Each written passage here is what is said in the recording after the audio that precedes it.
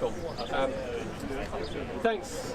So my name's Owen Gaffney. I have the pleasure of giving the final talk of today, and I'm hopefully today you've had a lot of in-depth knowledge and talks on climate change and the risks that we're facing in the world. And I'm here to talk about, well, maybe have we crossed a social tipping point, and that we're actually maybe beginning to get to grips with the problem, and maybe that can start accelerating, and we actually might be able to solve it. We might be able to stabilize Earth's climate at about 1.5 degrees.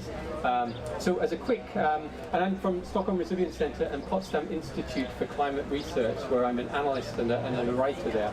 But as a quick poll here, who is positive about that we're actually there? We've actually we've started to make enough progress that we will, by 2030, we'll have made enough progress to start really stabilising it. Are you positive?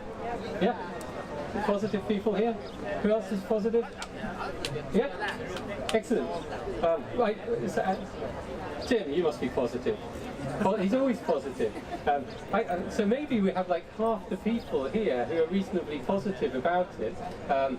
So maybe I'll start by saying there's a film called, I'll start by saying there's an American, indigenous American saying about wolves. There were two wolves. And the two wolves were always fighting. They were constantly in battle with each other. One wolf was darkness and despair, and the other wolf was hope and light. So which wolf won this fight? The wolf we fed. So if we create narratives and of positive narratives for the future, the wolf we feed will be the wolf that wins the fight. And we're constantly fed sort of negative narratives about this, and for good reasons. I mean, we are in a state of crisis, and I think the scientific community in the last year has made it very, very clearer than it ever has on the state of the crisis. Very specifically because in the past 30 years, when we've talked about climate change, we've talked about risks in 2050, 2060, 2070, 2100, way off into the horizon of things that would happen. And we talk about the action that we need to take to reduce that risk has always been, well, we need to get to around zero emissions by 2050 or 2060. Still, that does not resonate with the wider world. So in the last few years, the scientific community has looked at the, what does this mean? What does this mean for emissions reductions? And it means that, in fact, to get to zero by 2050, we need to halve emissions by 2030. So our plan of action, our pathway, is we need to halve emissions by 2030. And that is an emergency because we're nowhere near that now. Emissions are going up, and that's a huge task to do that. So why am I positive about it? I'm positive for four reasons. The first reason is the political momentum is changing around this issue. We're getting more and more discussions, even in the United States, about a Green New Deal. Really quite radical plans are now on the table that couldn't have been discussed a couple of years ago about this. And these are now getting momentum. They're getting more and more people around them. We're getting more countries talking about a 2050 target for zero emissions. We're getting Sweden 2045, but Norway 2030, and now even Britain, one of the G8 countries, is now looking at 2050 as a target to reach zero emissions. This was not on the table a year ago. It wasn't on the table a month ago. It's now on the table. And not only that, in Britain, they looked at how much it would cost to reduce emissions 80%. By 2050, and they said it would cost maybe 1 to 2% of GDP. This was 10 years ago. So 1 to 2% of GDP, almost nothing to get there, to reduce emissions 80%. Last month, when they produced the report, a new analysis, they said to get down to zero emissions by 2050, net zero, how much would it cost? Around the same, 1 to 2% of GDP. So that's the second reason. Technology, the exponential technology has changed so rapidly in the last few years that even estimates 10 years ago on the costs to get for this transition have been grossly overestimating the costs, and now we can expect the costs to get much, much cheaper. and we're seeing new technologies, exponential technologies coming online constantly in electric vehicles, in battery power, in solar, in wind. In fact, with solar and wind, the trajectory we're on for that, if we're doubling installation worldwide of solar and wind every 3 years, every 3 to 3.5 years, we're doubling it. If we keep on that exponential trajectory for electricity worldwide, half of it will come from renewables. If we keep on the trajectory we're actually on right now, so if we can keep that going, then we will reach that target of halving emissions in the electricity sector. Of course, there's a lot of work to do in all other sectors. So we've got the technology side of things, we've got the political momentum. We're beginning to see the political momentum on the kind of scale we need. That conversation has opened up. The third part of the equation for this is we've got the momentum from the civil society. I mean, just Greta Thunberg, a single person, has created a global movement around this and changing the conversation. And I think our children are our conscience. Their success is our success, their failure is our failure, and they're resonating with the world in a way that we haven't seen before on this issue, and creating the kind of energy we've seen here, we've never seen before. And people are talking about this, they're talking about it in terms of an emergency, in terms of a crisis, and that's the kind of shift in worldview we need to have, and that's accelerating. It's come from nowhere. It was almost impossible to predict that something like this could have happened a year ago, and here we are today, talking about it. So we've got the policy, we have the economic forces, then we have the technology, and we have the political, we have the social movements. But then the most important force of all is the market forces, the economic forces for where we're at today. And the key thing is that we're at a tipping point with market forces for sustainable solutions. 5 years ago, they were more expensive than existing solutions with fossil fuel solutions. Now, in many areas, most areas in the world, they're reaching parity. We're about to get the same. In some places in Europe, it's cheaper to build a wind-powered installation than it is to keep a coal-fired power plant going. So it's to keep a coal-fired power plant going is more expensive than actually building wind turbines and getting them running from scratch and operating them. That's a game changer. We're at a complete tipping point with that, and we're seeing the divestment movement. We're seeing $6 trillion in the divestment movement. So more and more companies and more investors are getting out of the fossil fuel industry. But probably the biggest thing in this is the task force for climate-related financial disclosure. So after the financial crisis, we had a task force set up to look at financial stability. One of the things they've been now looking at is climate change, and as a big thing for financial stability. They're now saying that companies should disclose their assets and disclose their carbon liabilities. And now that is the scale that is operating at is huge. The amount of investors talking about this and wanting to install policies to do this equates to about 86 trillion in investment worldwide. So we're seeing a huge shift in the economics of this, and this is only happening in the last year or so, and this will accelerate. So this is why, for these 4 reasons, the policy, the political momentum, number 1, the exponential technologies, the economic forces, and the movements, the social movements we're seeing here today, that we are at a tipping point worldwide, and we could see the fastest energy transition in history in the 2020s. So I'm going to finish there. I'd like to thank you all for your time, and I hope you've had a very good day today. And I'm available for any questions you might have.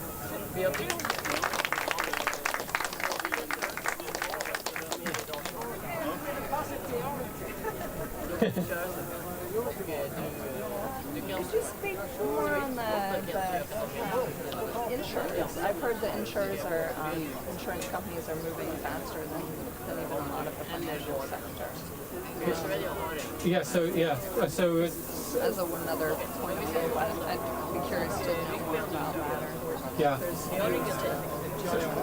So when we're looking at the finance sector, the insurance companies have always, especially the reinsurance companies, the companies that insure the insurance companies, they are the most sustainable companies on earth.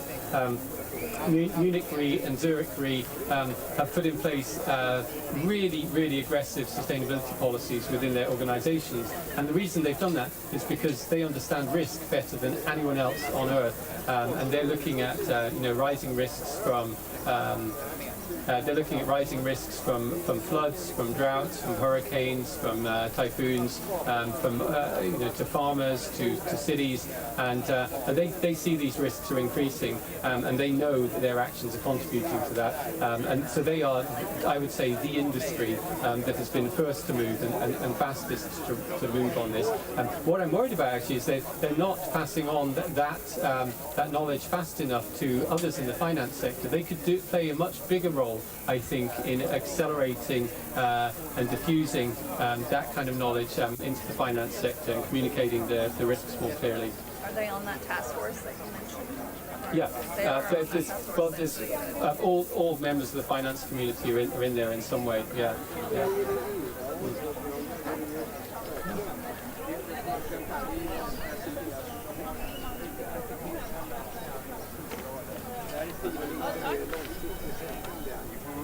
If we would use oil for anything, what should we use it for? Okay, if we should use oil for anything, what should we use it for? I guess we all use oil anyway in some shape or form, and it's obviously phenomenally useful. I mean, I think when it gets down to it, we can run economies with very low emissions. We can get down to zero emissions. The most difficult sectors to deal with will be things like food production, getting food production down to zero. And may not even be possible to fully get it down to zero. So our analysis earlier this year showed that. I suppose it's those sorts of things we do need to eat for sure. But that said, a question earlier was, if Sweden moves from 10 tons of carbon per person to 1 ton of carbon per person a year, what will we lose out by making that big shift? I mean, I don't think we have to lose out on anything at all. I think, in fact, it's the opposite. Our prosperity and our quality of life can improve on that.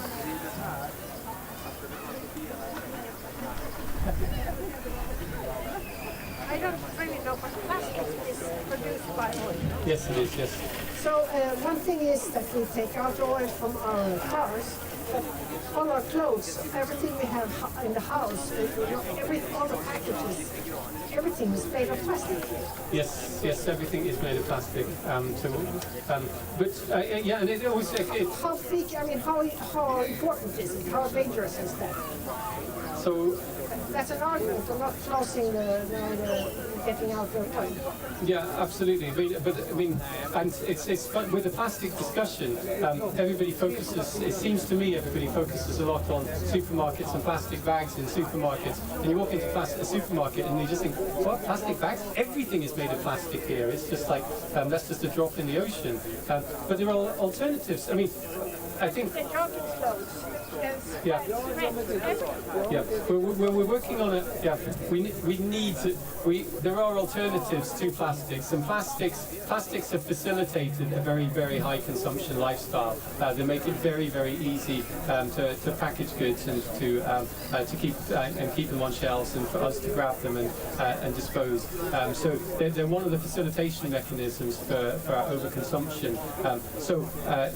Dealing dealing with this is critically important, and we can, obviously live without plastics. I mean, there are plenty of good alternatives. There's, seaweed alternatives, biodegradable alternatives for packaging. So that's one thing. On clothing, I mean, I think a lot of people haven't realised how much plastics are in clothing and how much, our washing cycles put those microplastics into the water system and into the environment. And I think there's still a lot of research to be done to understand exactly how that is going to impact oceans, river systems, etc. There's a lot of uncertainties there, but we clearly need to deal with it.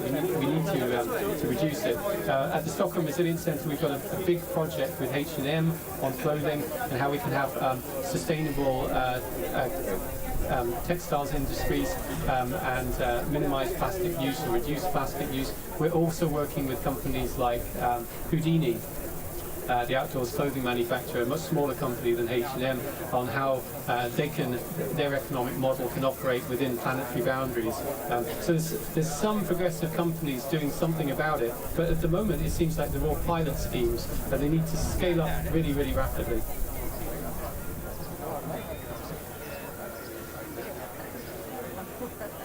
Go on. Yeah. So I got quite excited about a Forbes headline article recently because it was from Forbes, and it basically said that capitalism will destroy the planet by 2050, which a lot of us know that capitalism is destroying many things, but for Forbes to admit that, I found that surprising. So I'd be curious if you see a social tipping point on really re-altering and restructuring our current kind of capitalism-based economy. I mean, it's going to require the U.S. to really do an overhaul. Yeah. Not the worst form of it, but. Yeah. So I mean, I think there's no doubt in the research community that capitalism needs to be reinvented, and so what you're talking about is Forbes. But so I would say Forbes, The Economist, The Financial Times, the World Economic Forum, all the main media on the business community, the finance community, are completely supportive that capitalism is failing. It's failing. It's failing the populations. It's failing on the environment, and their editors, their journalists, all support that and talk about this and report on it constantly. We've done a lot of work with the World Economic Forum over the last few years, and I'm always amazed. Before I worked with them, I was deeply suspicious about their sort of deeply sort of capitalistic worldviews and agendas. But working with a lot of members of the team within the World Economic Forum, they're all extremely progressive. They're all they use science constantly to push on sustainability and environmental and equality and gender agendas, etc. The issue for me is actually that we all think that these forums and these media are influential, but they maybe aren't as influential as we possibly think. They can create the space to talk about this. They can push for it, but there's big conversations happening elsewhere that they're not part of. With the oil companies and with the big investors, etc. And so, what I think with the shift in to a new form of capitalism is that after the fall of communism, for several decades, people couldn't talk about alternatives to capitalism because the only alternative was communism. I think only now can we start talking about that and have other voices listen to it. I think, but I think politically we need to start building more consensus politics in other countries, in the US, etc., to actually come around to a view that this isn't working and put forward sort of more consensus-driven visions of what could work. I think it's a huge systems change we need. It's not just about sort of demonizing capitalism. I think the conversation needs to be more nuanced than that.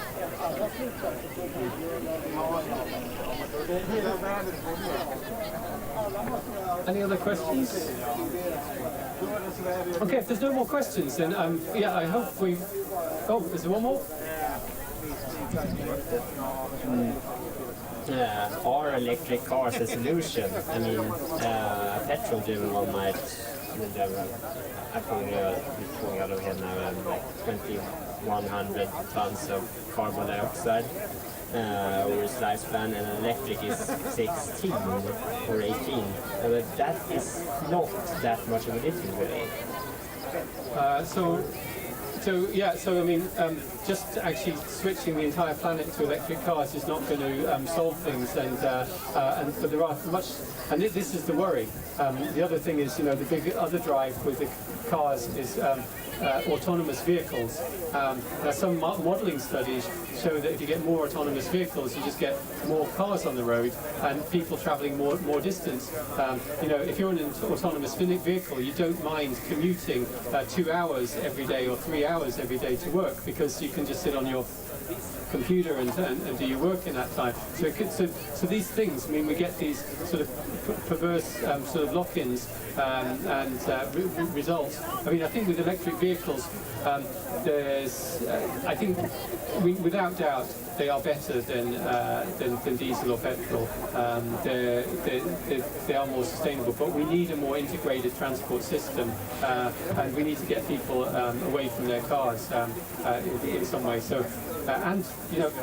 More bikes, more electric bikes, more of these sorts of systems keep people healthier, and so there's a lot of sort of co-benefits to moving away from cars. So I don't advocate the world of electric cars, but it's certainly part of the solution.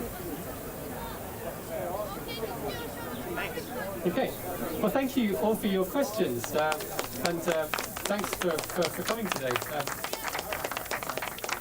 Cheers, everyone.